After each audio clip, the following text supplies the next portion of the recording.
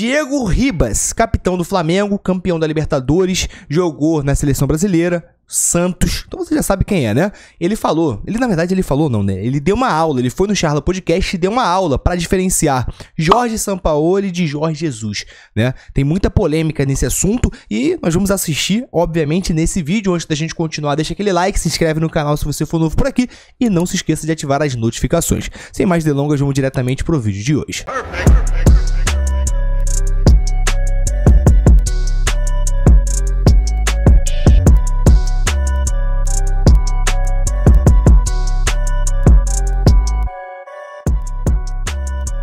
Mais uma vez, dando os créditos aí pro Charla Podcast, que só leva gente braba lá, né? Inclusive, estou esperando o convite aí, né? Se quiser mandar o convite, eu estarei com certeza, que eu sou muito fã do Charla Podcast. Mas vamos lá, vamos parar de enrolação e vamos ouvir aqui Diego Ribas falando sobre a diferença de Sampaoli para Jorge Jesus.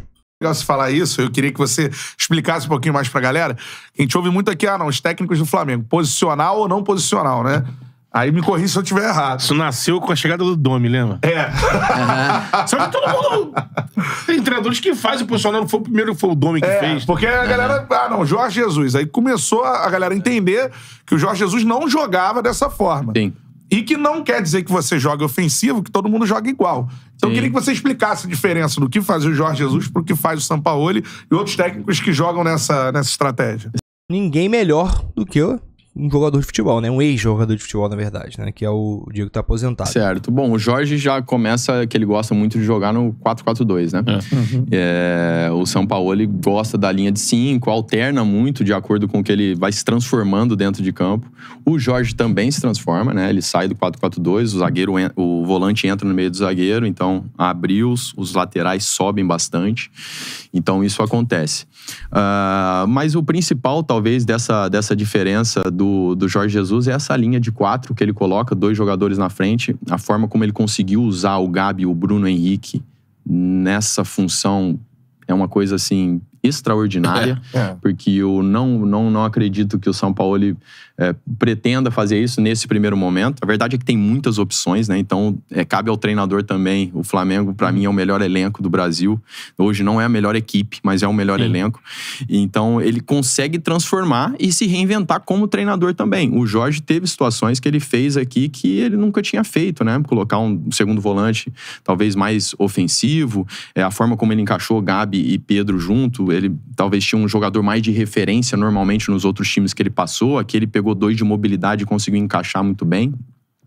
Então eu vejo esses 2 jogadores que jogavam com o Jorge, que ficava lá, não é muito o que o Sampaoli pretende. Ele pretende mais um jogo de profundidade, pelo que eu vi, né? Com o Marinho, já colocou o Marinho logo titular, colocou a Ayrton lá do outro lado, para ser um jogo bem agudo. E a linha de 4 do Jorge, né? A linha de 4 dele defensiva era muito alta. O Sampaoli também gosta, eu vi, só que é cedo para dizer se vai realmente manter aquilo e se vai fazer de uma forma precisa, porque não é fácil fazer isso. Tem que estar muito sintonizado, porque senão você pode sofrer uma bola nas costas da zaga e o cara sair cara a cara. Até o Jorge acertar, a gente vai lembrar do jogo do Bahia, né? Jesus, né? E era a estreia do Felipe, se eu não me engano, no jogo do Bahia, né? Aí a correria de Gilberto, né? Lá atrás, né? E, cara, mas espetacular, assim, explicar pra galera essas diferenças, né? Foi uma das derrotas do Jorge Jesus, né? A primeira derrota, na verdade. A gente fica muito... né, a galera que é leiga e tal, fica muito na parada, não. O cara é ofensivo ou defensivo, né? O cara prepara o time reativo ou prepara o time pra ter a bola. E não é só isso, né? Pelo simples fato, às vezes, de botar um 3 zagueiro, a galera já amassa assim, já fica... Ih, o jogo 3 zagueiros... No Flamengo isso é uma polêmica. Mas... Cara, eu tava no Maracanã agora, Flamengo e Nublense. Tava no Maracanã.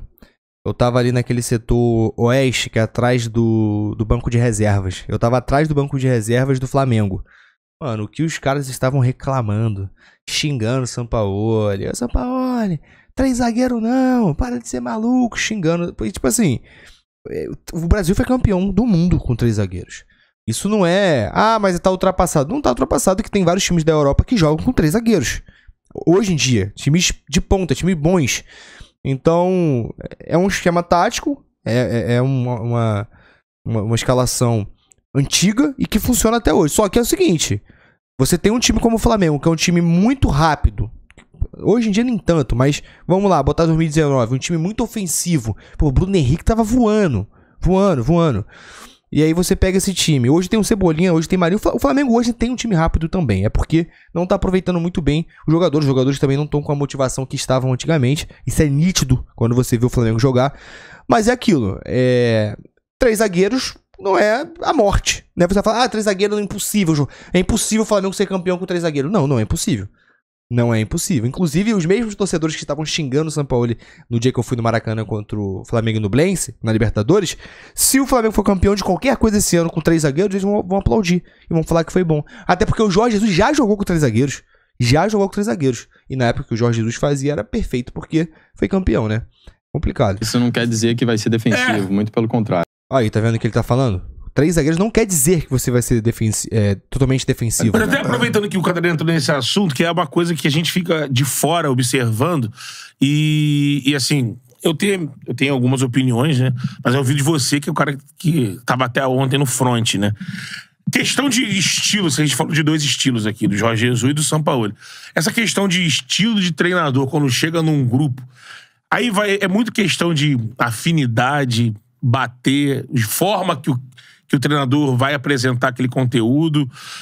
Porque nesse período que se a gente pegar de Jorge pra Jorge, do Jesus... Aí pega o Abel, né? Começou com o Abel, pra cá, você teve vários estilos diferentes. Teve um momento auge maravilhoso com o Jorge Jesus.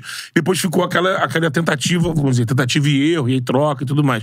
Com vários estilos, né? O que você entende que foi primordial para os estilos que não deram certo não terem encaixado, por exemplo? Eu gosto sempre de dividir a responsabilidade. Sempre que eu tive lá no Flamengo, eu fazia questão de falar: a responsabilidade é nossa, como jogador, treinador, diretoria. Nós estamos errando nesse momento, por isso que não temos o resultado desejado.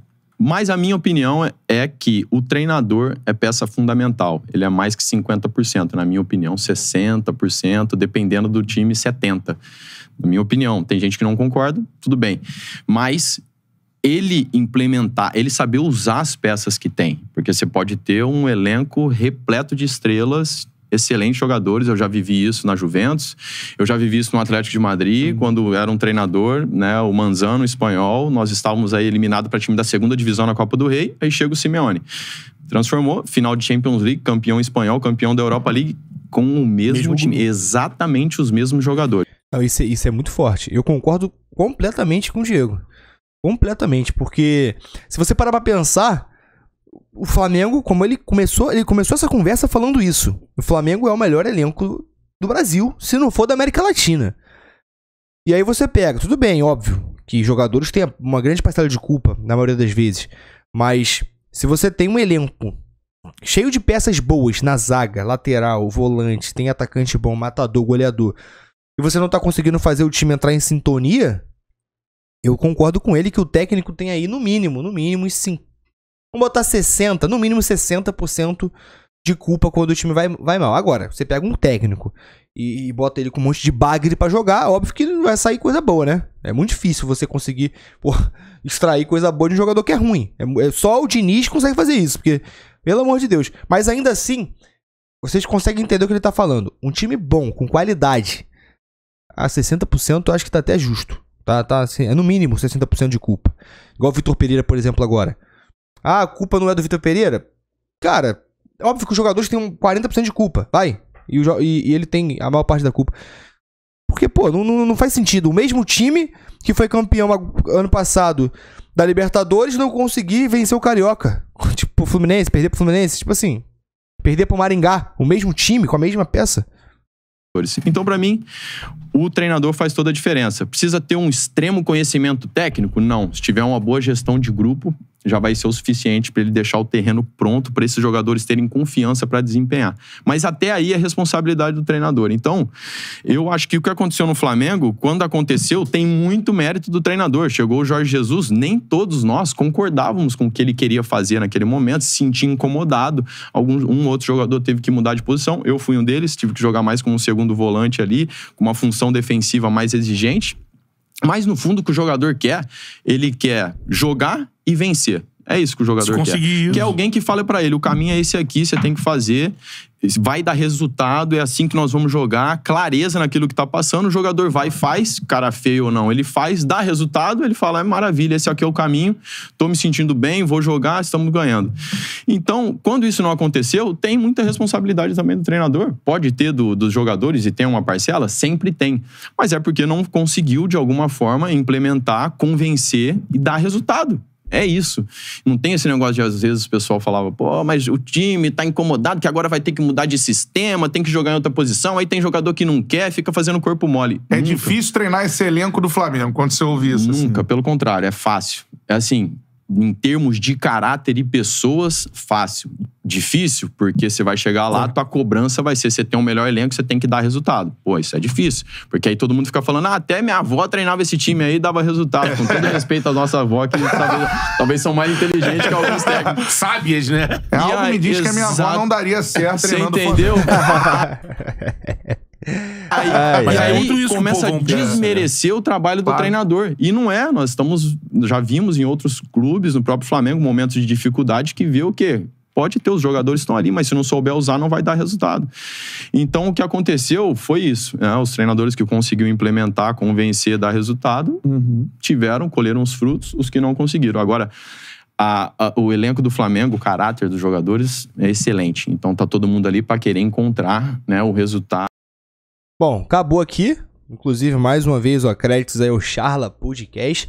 E, cara, eu concordo aí. Se eu conseguir entender o que o Diego quis dizer, basicamente ele falou que, cara, dá pra treinar o Flamengo qualquer pessoa que entenda um pouco de futebol e tenha querência, né? Até a nossa avó, né? Até minha avó consegue treinar o Flamengo, cara. Óbvio que, no sentido literal da palavra, a gente não tá generalizando, mas o exemplo cabe, porque... O Vitor Pereira, por exemplo, cara. O Vitor Pereira tava no Corinthians. Vamos falar do Vitor Pereira. Tava no Corinthians. Tipo assim, fez uma campanha boa no Corinthians. O time do Corinthians não chegava nem nos pés do Flamengo. Não chegava nos pés do Flamengo. Nem chega até hoje, não chega. E ainda assim, o Vitor Pereira conseguiu levar o Corinthians pra final do campeonato da Copa do Brasil, jogando melhor do que o Flamengo. O Flamengo venceu, foi campeão por, óbvio, pelo individual ali, se destacaram, né? O Pedro, o Gabigol e companhia. Mas, no geral, em equipe, o Corinthians jogou melhor do que o Flamengo na final. Tanto que a direção do Flamengo viu isso e mandou o Dorival embora e contratou o Vitor Pereira. E aí o Vitor Pereira, um bom treinador, inteligente que ele é, até porque se ele não fosse, ele não era contratado. Ele chega no Flamengo e não rende, cara, 70%, 80% da culpa é dele, mano. Ah, tudo bem, os jogadores poderiam fazer corpo mole pra tirar técnico? Tem, existe isso. Isso aí é fato. Mas eu acho que não foi o caso do Flamengo. Até porque a cobrança do Flamengo, mano, é absurda, pô. O Gabigol mora aqui no Rio de Janeiro, ele vai pro Sacolão, vai num restaurante, mano. Ele é cobrado, pô. Ele é cobrado. Então, assim, é complicado. Bota nos comentários o que você achou desse vídeo. Não se esqueça de se inscrever no canal, se você for novo por aqui, e ativar as notificações. Tamo junto, vamos pra cima e até a próxima.